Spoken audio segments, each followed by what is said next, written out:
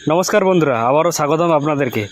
आजकेर भिडियोते आमरा जानबो किभाबे खूब सहजे ग्राम पंचायत सार्टिफिकेटेर जन्य आवेदन करबेन।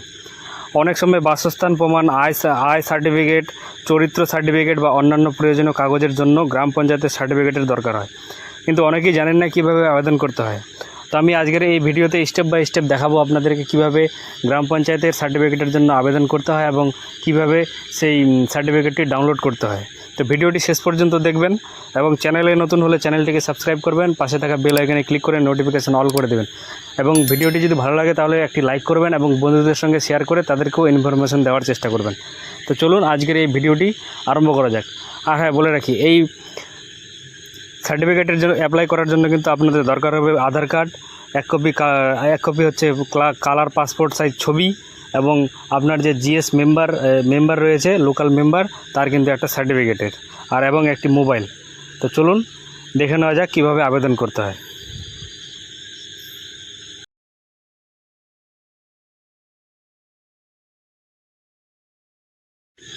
তো তার জন্য প্রথমে আমরা চলে আসবো WBPMS এই ওয়েবসাইটে আসার পরে সিটিজেন কর্নারে যে প্রথম ওয়েবসাইটটি রয়েছে সেটাতে আমরা ক্লিক করব। এটাতে ক্লিক করার পরে দেখুন এখানটা বলা হচ্ছে apply online for a gram panchayat certificate. একটু কিন্তু পোর্টালটার নিউ লুক দিয়েছে, এখন একটু চেঞ্জ হয়ে গেছে। দেখুন একটু নিচের দিকে আসলে দেখা যাচ্ছে যে আমরা কিসের সার্টিফিকেটের জন্য এখান থেকে আমরা আবেদন করতে পারবো। Residential, income, distance, unmarried, same person এবং কাস্ট অথেন্টিকেট, এই মোটামুটি 6-7টি প্রকারের কিন্তু সার্টিফিকেটের জন্য আমরা আবেদন করতে পারবো। তো আবেদন করার জন্য আমরা এখানটায় টিক বক্সে ক্লিক করব এবং প্রসিডে ক্লিক করে এগিয়ে যাব।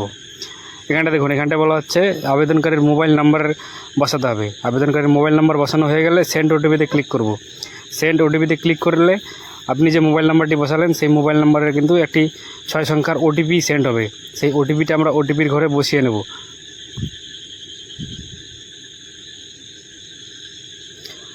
তো আমাদের ওটিপি বসানো হয়ে গেছে এবং ভেরিফাই অ্যান্ড কন্টিনিউতে ক্লিক করব।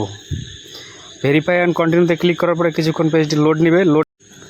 লোড নেওয়ার পরে কিন্তু আবেদনপত্র মেইন যে আবেদনপত্রের যে ফর্ম সেটি কিন্তু খুলে যাবে। তো এখানটা দেখুন 1, 2, 3 4টি ধাপে কিন্তু ফর্মটি পূরণ করতে হবে। লোকেশন ডিটেলস, অ্যাপ্লিক্যান্ট ডিটেলস, তারপর হচ্ছে সিলেক্ট সার্টিফিকেট, আপনি কী ধরনের সার্টিফিকেট চান এখান থেকে অ্যাপ্লাই করতে চান, তারপর হচ্ছে ডকুমেন্ট আপলোড।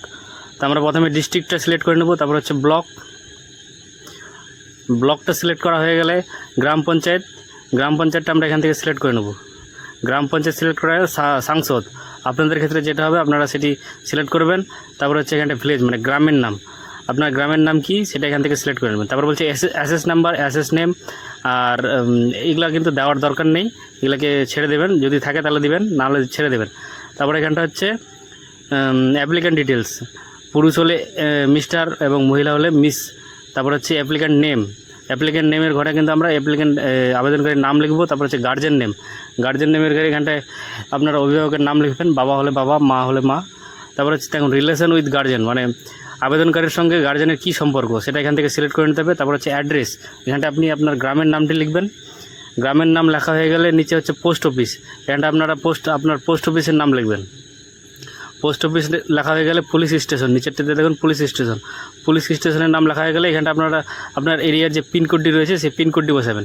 পিনকোড বসানো গেলে এখান থেকে আবেদনকারী কিন্তু জন্ম তারিখটা বসাতে হবে। তো এইভাবে এখানটা ক্লিক করলে কিন্তু ক্যালেন্ডারের মতো আপনাদের সামনে চলে আসবে।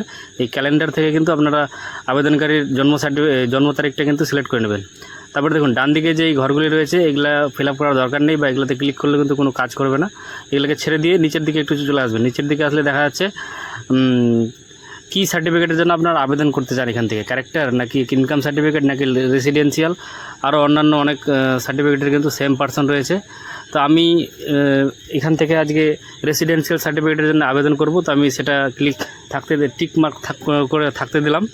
তারপরে দেখুন এখানটা হচ্ছে সাপোর্টিং ডকুমেন্ট আপলোডের অপশন এসছে। এখান থেকে আপনি কী ডকুমেন্ট আপলোড করবেন, প্রথমে হচ্ছে আমি আধার কার্ড সিলেক্ট করলাম, দ্বিতীয়টা কিন্তু আমি আধার কার্ডই দিব। তারপরে দেখুন এখানটা বলা হচ্ছে জিএস মেম্বার সার্টিফিকেট, আপনার যে গ্রাম পঞ্চায়েতের মেম্বার রয়েছে লোকাল মেম্বার তার কিন্তু একটা এখান থেকে সার্টিফিকেট আপলোড দিতে হবে। তো আমার এখানটায় আধার কার্ড, তারপরে দেখুন ডকুমেন্ট নাম্বার, আমি যেহেতু প্রথমটিতে আধার কার্ড সিলেক্ট করেছি তাহলে আমাকে ডকুমেন্ট নাম্বার হিসেবে এখানটায় আধার কার্ডের নাম্বারটি বসাতে হবে এবং দ্বিতীয়টিতে আমি কিন্তু আধার কার্ড সিলেক্ট করেছি তাই আমাকে দ্বিতীয়টিতে কিন্তু ডকুমেন্ট নাম্বার হিসেবে আধার কার্ডের নাম্বারটা বসাতে হবে। তারপর হচ্ছে ডকুমেন্ট আপলোড, আমি এখানটায় আবেদনকারীর মানে আধার কার্ড দুটি কিন্তু আপলোড করে দিলাম, এবং 3 নম্বর ঘরটাতে কিন্তু জিএস মেম্বারের সার্টিফিকেটটা কিন্তু আপলোড করলাম। তারপর দেখুন এখানটায় কিন্তু বলা হচ্ছে আবেদনকারী একটি ফটো আপলোড দিতে হবে। তো আপনারা এখান থেকে একটি ফটো চুজ করে নেবেন। ফটো চুজ করা হয়ে গেলে ফটো আপলোড দিয়ে দেবেন। ফটো আপলোড দেওয়া হয়ে গেলে একবার ফর্মটি ভালো করে মিলিয়ে নেবেন সব ঠিকঠাক আছে কি না। মিলিয়ে নেওয়া হয়ে গেলে একটু নিচের দিকে আসবেন। নিচের দিকে আসে দেখুন এখানটা কিন্তু সাবমিট অ্যাপ্লিকেশন বলে কিন্তু একটা অপশন পাবেন।